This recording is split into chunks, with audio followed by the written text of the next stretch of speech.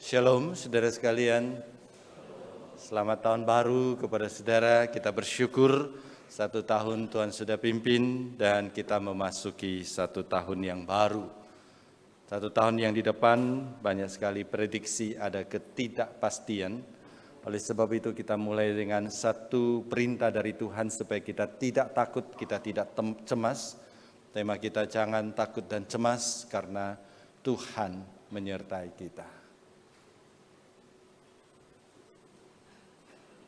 Kita buka Alkitab, temanya ditampilkan.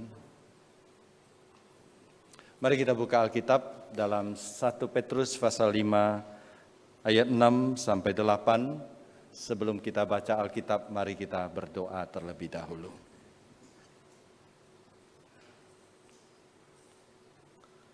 Maha besar Allah kami di surga, kami mengucapkan syukur dan terima kasih. Kalau kami boleh melewati 1 tahun, itu adalah anugerah Tuhan. Dan kalau kami boleh masuk ke dalam 1 tahun, itu juga adalah anugerah Tuhan. Kalau kami boleh melewati 1 tahun, itu karena penyertaan Tuhan. Dan di dalam 1 tahun yang baru ini juga ada janji penyertaan Tuhan. Ajar kami untuk belajar bersandar dan berharap sungguh-sungguh kepada Tuhan. Supaya kami boleh melewati tahun ini dengan memuliakan nama Tuhan dan menjadi berkat bagi sesama. Terima kasih Tuhan. Tuhan urapi hamba-Mu dan urapi setiap saudara-saudari kami yang mendengarkan. Demi nama Tuhan Yesus kami berdoa.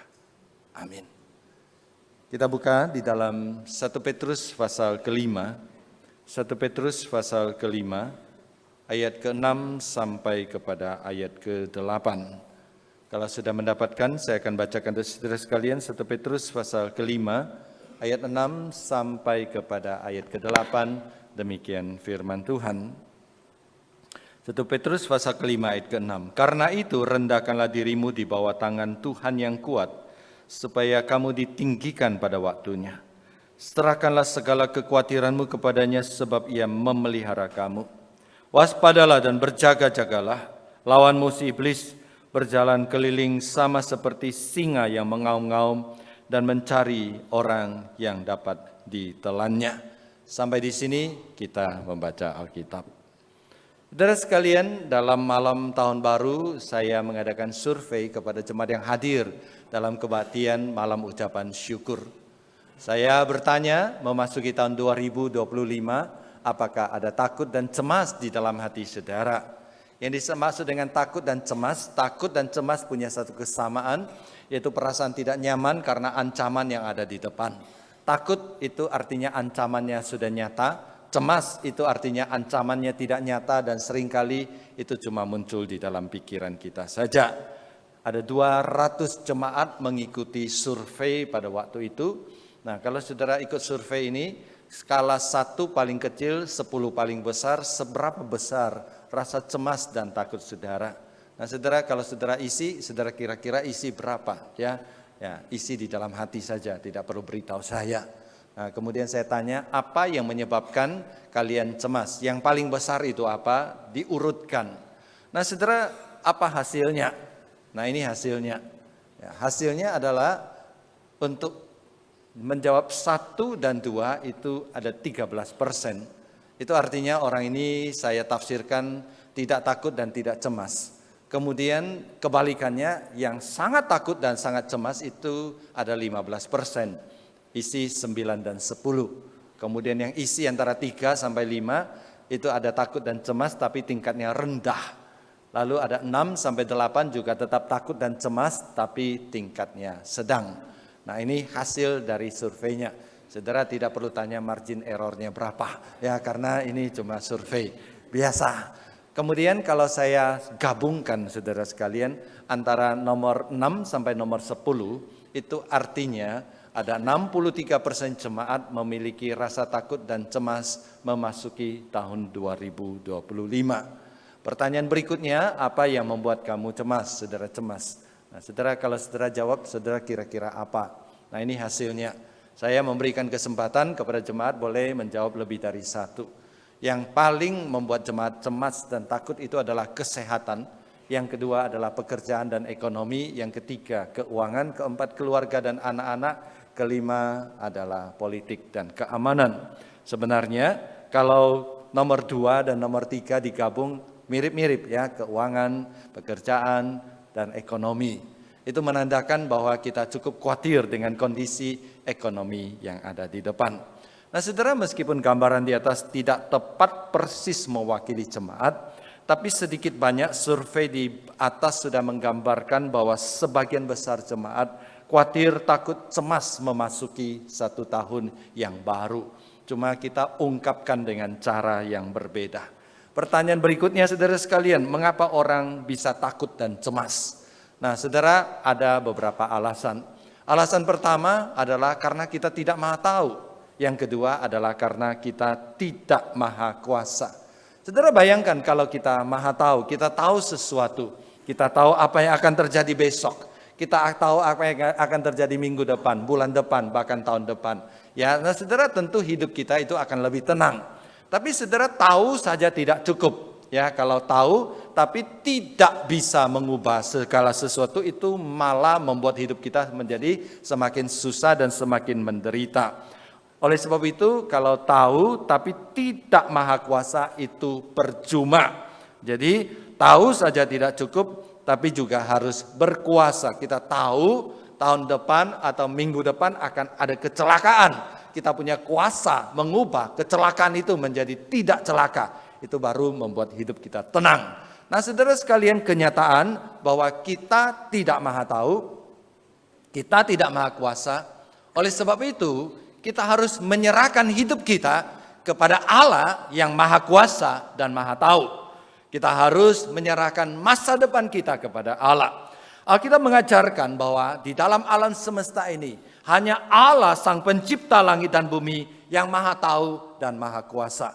Selain itu Alkitab juga mengajarkan Dia maha kasih. Dia mengasihi kita, Dia mampu menolong kita, Dia mampu melindungi kita. Oleh sebab itu bersandar kepada Allah, kita akan mendapatkan kekuatan. Kita memiliki pengharapan di dalam kehidupan. Ketakutan dan kecemasan kita bisa dihapus. Sampai di sini saudara sekalian, saya yakin bahwa saudara sepakat dengan saya. Sepakat bahwa kita tidak maha tahu. Sepakat bahwa kita tidak maha kuasa. Sepakat bahwa Allah maha tahu dan maha kuasa. Sepakat bahwa Allah mampu dan mau menolong kita. Nah saudara, kita sepakat semua itu. Dan dari dulu saudara sudah tahu. Tapi pertanyaannya, mengapa begitu banyak jemaat masih takut dan cemas? Nah saudara, sebagai informasi, survei yang tadi saya sampaikan tadi disampaikan setelah berkhotbah. Khotbah pada malam itu disampaikan oleh Guru Injil Tan Kien Guan dengan jelas menjelaskan Allah menyertai kita dalam segala musim kehidupan. Musim berubah, keadaan berubah, Allah menyertai kita. Allah menyertai kita dalam keadaan peperangan, kesulitan kehidupan. Nah saudara sekalian, setelah mendengar khotbah dan setelah setuju, tapi jemaat jawabnya tetap cemas dan takut. Saudara sekalian, mengapa ada rasa takut dan cemas? Meskipun kita tahu, kita percaya, kita sepakat Allah maha tahu, maha kuasa dan Allah menolong kita. Maka saya menemukan saudara sekalian, alasan yang paling esensial kita takut, kita cemas di dalam kehidupan kita, bukan hanya karena kita tidak maha tahu dan tidak maha kuasa, tapi karena kita tidak taat kepada Allah. Saudara, Alkitab dengan jelas Allah memerintahkan kepada kita supaya jangan takut dan jangan cemas. Allah memerintahkan kepada kita supaya berserah kepada Dia. Namun saudara sekalian, pengetahuan itu hanya sampai di dalam otak kita, tidak masuk ke dalam hati kita, tidak mempengaruhi kehidupan kita. Sehingga di dalam kehidupan kita, kita lebih banyak mengandalkan diri kita sendiri dan kita tidak berserah kepada Tuhan. Saudara sekalian, otak kita berkata Allah maha tahu. Otak kita berkata Allah maha kuasa. Allah mengasihi kita. Tapi dalam kehidupan nyata kita mengandalkan diri sendiri. Kita gagal berserah sepenuhnya kepada Tuhan. Hari ini saudara sekalian, kita diingatkan untuk berserah kepada Tuhan. Bagaimana cara berserah kepada Tuhan? Mari kita kembali kepada teks Alkitab yang kita baca tadi. 1 Petrus pasal 5 ayat 6 sampai 8. Konteks surat 1 Petrus adalah tulisan Rasul Petrus kepada jemaat yang ada di Asia Kecil. Pada waktu itu jemaat di sana sedang mengalami pergumulan yang berat. karena kehidupan ekonomi yang susah, ditambah karena iman mereka sebagai orang percaya, mereka diisolasikan, mereka dikucilkan, mereka disiksa, dianiaya secara fisik, dan mereka diperlakukan tidak adil secara sosial dan secara ekonomi. Karena itu, kondisi mereka mirip-mirip dengan kondisi kita pada saat ini. Ada ketakutan di depan, ada ancaman di depan, dan ada kecemasan akan masa depan mereka. Dan setelah Petrus menjelaskan panjang lebar tentang kasih karunia dan keselamatan di dalam Yesus Kristus, maka sampai kepada pasal 5 ayat 6 dan 7, Rasul Petrus memberikan 3 petunjuk praktis bagi orang percaya untuk bisa mengalahkan takut dan cemas. Yang pertama, saudara sekalian, Alkitab mengatakan kita harus merendahkan hati, merendahkan diri di hadapan Tuhan yang Maha Kuasa. Nah, saudara, kata rendah hati di dalam bahasa asli Alkitab itu lahir dari satu perasaan yang tidak mampu, perasaan tidak layak, sehingga kita datang dan meminta pertolongan kepada Tuhan. Jadi syarat utama kita datang meminta pertolongan Tuhan adalah ada pengakuan bahwa saya tidak mampu dan saya tidak layak. Yang menarik, saudara sekalian, dilanjutkan dengan berserah kepada Allah. Kalau saudara membaca Alkitab dalam bahasa Indonesia, maka saudara menemukan ayat 6 satu kalimat baru, kemudian titik, ayat 7 satu kalimat baru, titik. Dalam bahasa asli Alkitab, ayat 6 dan ayat 7 itu adalah satu kalimat yang panjang. Artinya satu kalimat yang sama. Alkitab mengatakan orang tidak bisa berserah kepada Tuhan kalau dia tidak rendah hati. Orang tidak bisa bersandar kepada Tuhan kalau dia tidak merasa tidak layak dan tidak mampu menghadapi kehidupan ini. Nah, saudara, ini satu kenyataan yang sulit, ya. Nah, kita melihat kata berserah di sini. Kata berserah itu seperti seorang budak yang memikul beban yang berat. Dipikul berjam-jam bahkan berhari-hari, kemudian dilepaskan, ya. Itu setelah dilepaskan ada kelegaan. Nah, saudara, pada malam tahun baru saya mengucapkan terima kasih kepada panitia Natal dan tahun baru. Ya, saya mengatakan setelah malam ini mereka lega. Kenapa? Karena kebaktian 24 sudah selesai, kebaktian 25 sudah selesai, kebaktian malam tahun baru sudah selesai. Lega, saudara sekalian. Beban berat itu sudah lepas. Seperti itulah berserah. Jadi rasa takut dan rasa cemas selama ini seperti satu beban yang kita pikul kemana-mana, di mana Tuhan berkata, serahkan kepadaku, aku akan tukar dengan damai sejahtera. Tapi kita tidak mau serahkan, kita mau tanggung sendiri, kita mau pikul sendiri. Kenapa? Karena ayat ke-6 ada rasa kita masih mampu. Jangan sedikit-sedikit merepotkan Tuhan. Jangan sedikit-sedikit minta pertolongan Tuhan. Saudara, justru itu yang tidak Tuhan suka. Tuhan ingin saudara sekalian, dalam segala keadaan kita berserah dan bersandar kepada Dia. Dan setelah berserah, baru kita melakukan usaha yang terbaik. Itu yang dikatakan di ayat ke-8. Nah, saudara, 3 ayat ini saya membantu saudara menggambarkan dengan satu kalimat yang sederhana. Dalam kehidupan kita, apapun yang kita hadapi, mulailah dengan berdoa, mulailah dengan berserah. Setelah kita berdoa, berserah, meminta pertolongan dan kekuatan, hikmat dari Tuhan, kita baru melakukan usaha yang terbaik. Jadi, memulai segala sesuatu dengan berdoa, memulai segala sesuatu dengan berserah, memulai segala sesuatu dengan memohon berkat, memulai segala sesuatu dengan memohon kekuatan, hikmat dari Tuhan, baru kita berusaha. Nah, saudara, setelah kita berdoa, berusaha, berserah, maka apapun hasilnya kita, umumnya kita ada rasa damai di dalam hati. Kenapa? Karena kita tahu itulah yang terbaik yang sudah Tuhan berikan kepada kita. Jadi apapun yang kita lakukan, besar, kecil, penting, tidak penting, kita mulai dengan doa. Nah, setelah kita berdoa, kita berserah, minta Tuhan berikan hikmat, minta Tuhan tunjukkan jalan, lalu kita usahakan terbaik. Nanti hasilnya apapun juga, kita yakin kita sudah serahkan kepada Tuhan, kita yakin Tuhan sudah menolong, dan itulah yang terbaik kepada kita. Nah, saudara, saya kasih beberapa contoh dalam kehidupan yang nyata. Contoh yang sangat sederhana. Seorang bisnismen, kalau dia mau melakukan transaksi besar, sebagai orang Kristen, seharusnya dia berdoa dulu. Dia mengaku lemah, dia mengaku tidak berdaya. Dia minta hikmat dari Tuhan. Dan setelah minta hikmat dari Tuhan, minta Tuhan buka jalan dan lancarkan jalannya. Setelah itu, dia baru lakukan transaksi, melakukan yang terbaik. Betul saudara sekalian, masuk akal ya. Berdoa, menyerah, lalu berusaha. Nah, masalahnya saudara sekalian, apakah itu yang sering kita lakukan di dalam praktek kita? Saya temukan yang kita lakukan justru kebalikannya saudara sekalian. Kalau ada masalah, ada kesulitan, saudara, kita baru mencari Tuhan. Kalau kita berusaha melakukan sesuatu, kita mulai dulu dengan usaha terbaik kita. Mengandalkan pengalaman, mengandalkan pengetahuan. Jangan repotkan Tuhan lah.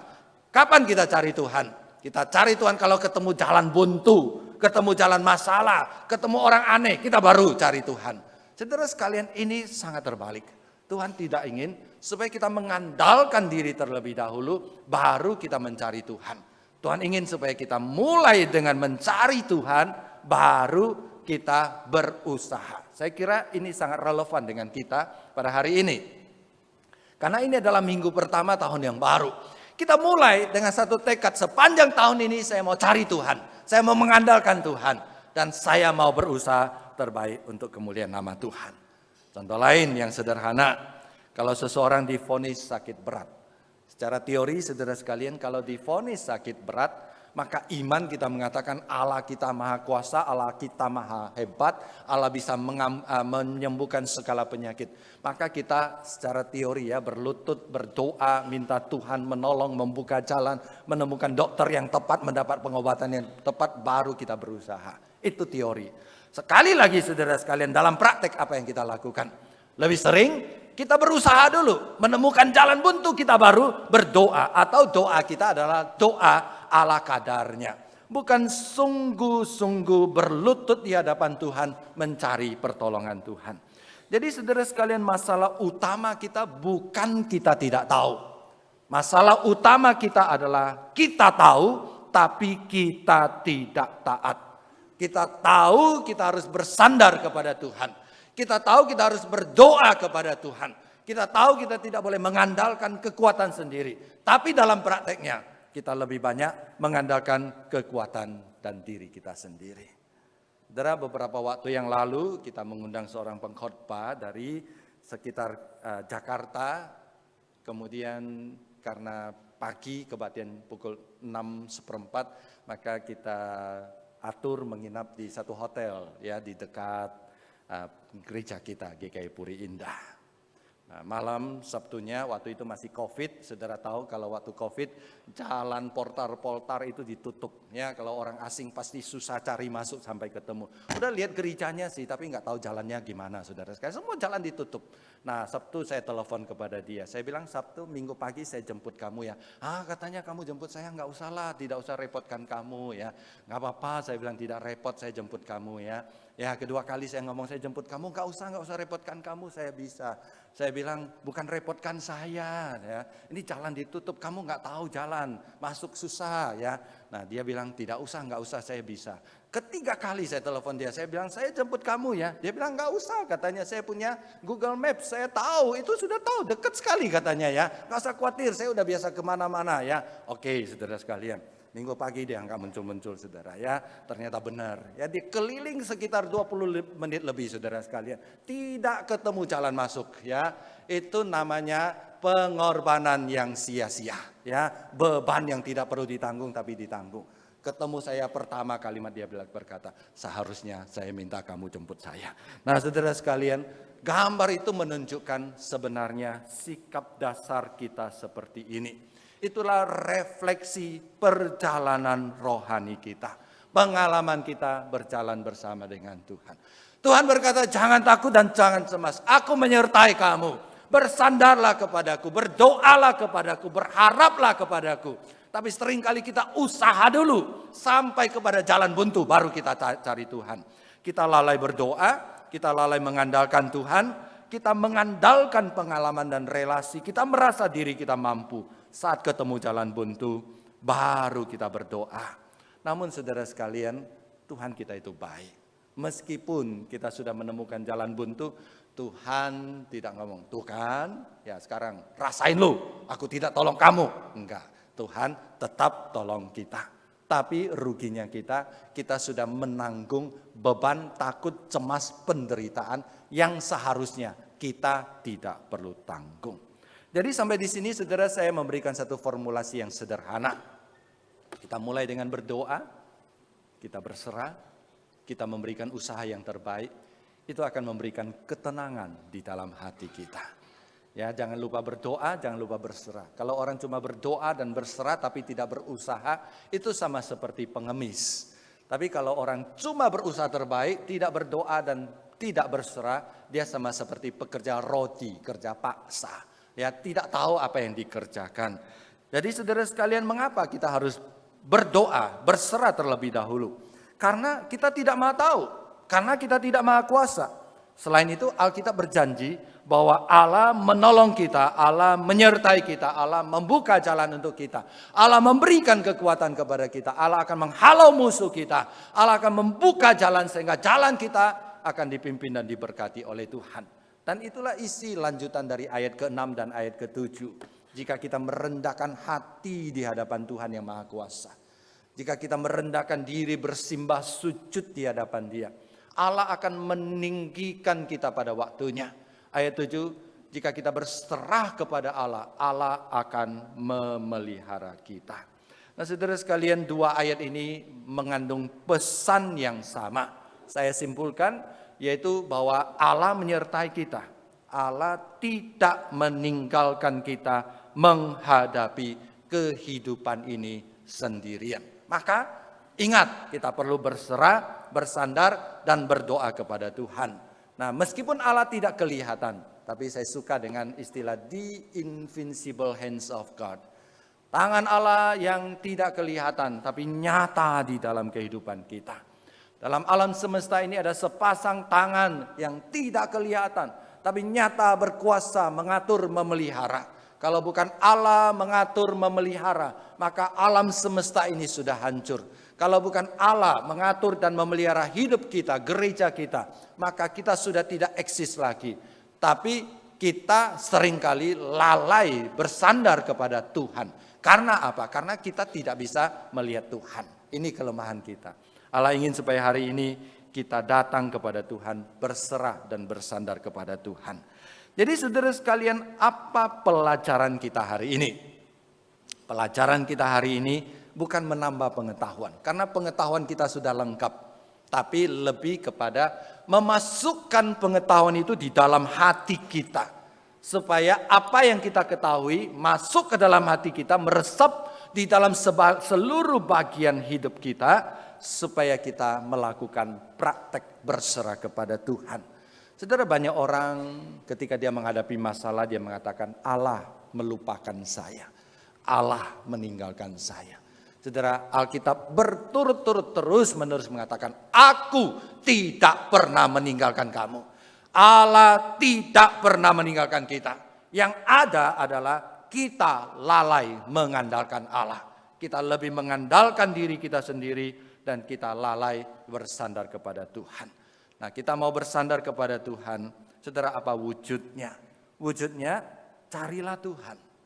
Berdoalah, berserahlah sebelum kita memulai hari yang baru. Satu refleksi, satu teguran untuk kita. Ketika kita bangun tidur, hal apa yang kita lakukan pertama kali? Ya, bayangan saya, hal yang pertama kita ingat adalah HP kita, saudara sekalian ya. Jadi kita tidak cari Tuhan, kita cari HP, saudara sekalian ya. Tapi saudara bilang, di dalam HP saya ada Alkitab loh, ada Tuhan, saudara sekalian ya. Beda, saudara. Mulai, saudara sekalian, sederhana. Tapi saya percaya itu akan mengubah hidup kita. Mulai dengan berdoa.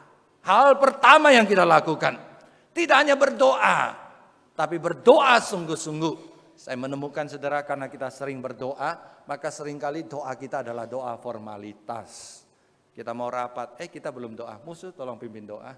Ya, doa apa? Ya doa pembukaan, saudara sekalian ya. Saya nggak tahu sih, Alkitab tidak ada istilah doa pembukaan, saudara sekalian ya. Doa apa? Supaya setelah doa sah dimulai buka, saudara sekalian. Saya kira doa itu bukan doa pembukaan. Sudah doa? Doa hari ini, hari pembukaan, hari doa pembukaan harimu? Nggak ada, saudara sekalian. Yang ada adalah doa berserah, doa berharap, doa bersandar. Doa menyerahkan diri kepada Tuhan. Setiap hari kita mulai dengan doa berserah. Tuhan, hari ini saya akan menghadapi kehidupan menjadi saksi bagi Tuhan. Pimpinlah aku. Tiap hari dengan sungguh-sungguh kita doakan. Ketika kita mengambil keputusan penting. Ketika kita menghadapi tantangan dan kesulitan. Dalam segala keadaan, besar dan kecil. Ada satu ibu pernah kesaksian seperti ini. Dia ini pelupa. Satu kali dia lupa kuncinya taruh di mana. Nah saudara sekalian, dia cari kunci, cari tidak ketemu saudara sekalian. Dia cari, kemudian ada satu penginjil ke rumahnya. Kamu sudah doa belum cari kunci? Dia ketawa, cari kunci perlu doa ya katanya ya. Ya perlulah katanya, kamu udah usaha, doa. Akhirnya dia bilang, ayo kita berdoa. Benar saudara sekalian, setelah dia berdoa, Tuhan tunjukkan kepada dia, mendapat kuncinya saudara sekalian. Itu menunjukkan bahwa dia sudah menanggung kecemasan dan ketakutan yang tidak perlu. Padahal kuncinya ada di depan dia. Nah saudara, seringkali hidup kita seperti ini. Bukan Tuhan tidak menyertai kita, bukan Tuhan lalai melindungi kita, tapi kita lupa bersandar dan berserah kepada Tuhan. Bagi saudara yang tinggal di Jakarta, saya percaya saudara kalau melakukan perjalanan, saudara umumnya mengandalkan GPS. Ya betul ya, mau ke Tangerang lihat dulu ya, jalan tol macet enggak? Kalau macet lewat jalan alternatif. Betul ya, dalam perjalanan ya kita merasa capek, lama. Buka GPS, berapa menit lagi? Tenang saudara sekalian. Kalau di dalam hidup kita, kita mengandalkan GPS. Padahal GPS saudara sekalian kadang-kadang menipu kita. Ya saudara baca ya di berita kadang-kadang ada orang masuk jurang karena ikut GPS. Ya saya pernah waktu saya melayani di Singapura mau besuk teman di Johor Bahru. Ngandalkan GPS. Ikut terus saudara sekalian. Ikut terus. Sampai di tengah hutan dia tulis arrive katanya. Rumah sakit di tengah hutan, nggak ada rumah, arrive katanya saudara sekalian ya. Itu satu-satunya kali saya ditipu oleh GPS saudara. Nah GPS itu bisa menipu kita, tapi seringkali kita sangat percaya kepada GPS. Saudara, hidup kita sangat penting, tantangan sangat besar, hidup sangat berat. Apa yang menjadi andalan kita? Jangan mengandalkan diri sendiri. Hari ini perintah Tuhan jelas, andalkan Tuhan, mulai dengan berdoa, mulai dengan berserah. Apalagi di dalam Alkitab dengan konsisten memberikan janji, perintah kepada kita. Yosua pasal 1 ayat 9. Bukankah telah kuperintahkan kepadamu, kuatkan dan teguhkanlah hatimu. Janganlah gentar dan kecut hatimu, sebab Tuhan Allahmu menyertai engkau kemanapun engkau pergi. Yesaya pasal 41 ayat 10. Janganlah takut sebab aku menyertai engkau. Janganlah bimbang sebab aku ini Allahmu. Aku akan meneguhkan, bahkan akan menolong engkau. Aku akan memegang engkau dengan tangan kananku yang membawa kemenangan. Ini janji Tuhan. Mari kita pegang janji Tuhan. Di perjanjian baru Yesus berkata, marilah kepadaku semua orang yang letih lesu dan berbeban berat. Aku, kata Yesus, akan memberikan kelegaan kepadamu. Terakhir dalam Filipi pasal 4 ayat 6 sampai 7. Janganlah khawatir tentang apapun juga, tapi nyatakanlah dalam segala hal keinginanmu kepada Allah dalam doa dan permohonan dengan ucapan syukur. Damai sejahtera Allah yang melampaui akal akan memelihara hati dan pikiran kita di dalam Kristus Yesus. Saudara, firman Tuhan dengan tegas dan berkali-kali berulang-ulang konsisten mengajarkan Allah menyertai kita. Dan Allah ingin supaya kita tidak takut, tidak cemas, tidak khawatir dengan bersandar kepada Dia. Dan ada satu lagu yang menjadi penutup khotbah kita pada hari ini. Lagu ini judulnya El Shaddai. Di dalam lagu ini dikatakan Allah menyertai kita, El Shaddai. Kita menyanyikan lagu ini, kita tidak usah takut, tidak usah bimbang. Dan biarlah lagu ini menjadi seruan iman kita. Saya undang jemaat berdiri, kita menyanyikan lagu ini.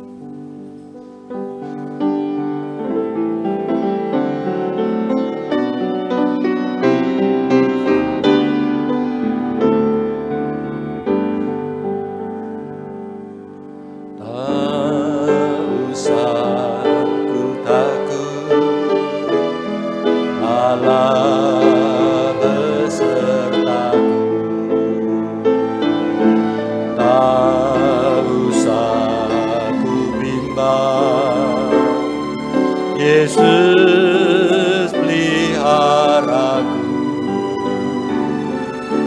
tak usah ku cemas, Roh Kudus hiburku, tak usah ku cemas, Dia El Shaddai, Allah Maha Kuasa. El Shaddai, El Shaddai, Allah Maha Kuasa.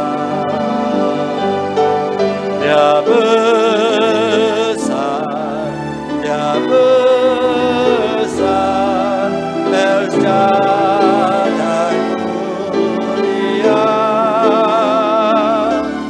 El Shaddai, El Shaddai,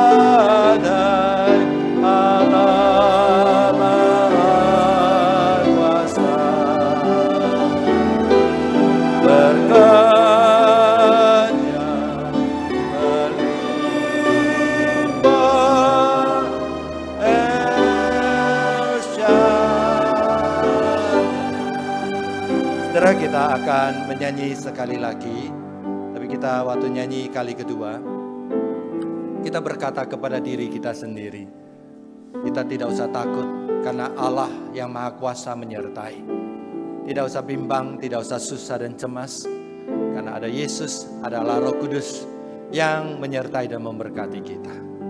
Allah kita itu El Shaddai. Bahkan ketika hidupmu takut, nyanyikan lagu ini. El Shaddai, El Shaddai, Allah Maha Kuasa di dalam hidupku. Dia Maha tahu, Dia mengasihi saya. Masuk tahun 2025 memang menakutkan, tapi Allah kita lebih besar daripada segala rasa takut dan rasa cemas kita. Mari kita tambatkan iman kita kepada Allah yang Maha Besar itu, dan kita bersandar kepada Allah ini. Kita nyanyikan dengan sungguh-sungguh.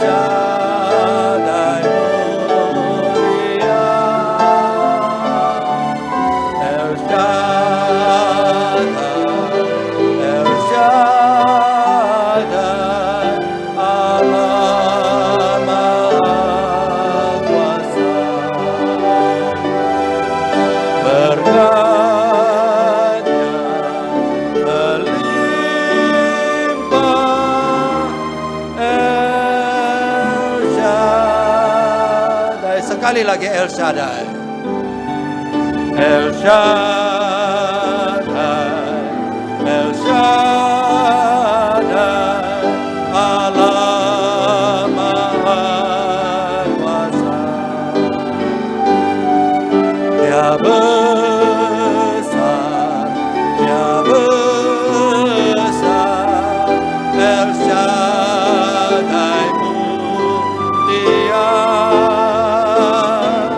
El Shaddai, El Shaddai, Allah Maha Kuasa. Berkatnya melimpah, El Shaddai.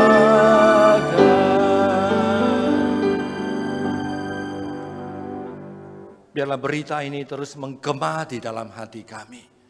1 tahun di depan kami berjalan bersama dengan Tuhan. Engkau memegang tangan kami. Engkau menuntun hidup kami. Ajar kami Tuhan untuk tidak berhenti, berharap, bersandar, dan mengandalkan Engkau. Ampuni kami kalau kami selama 1 tahun yang baru lewat kurang bersandar kepada Engkau. Sehingga kami harus banyak menanggung beban yang seharusnya tidak perlu kami tanggung.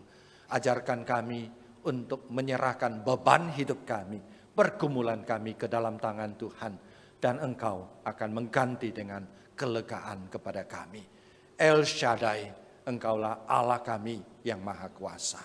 Demi nama Tuhan Yesus kami berdoa. Amin.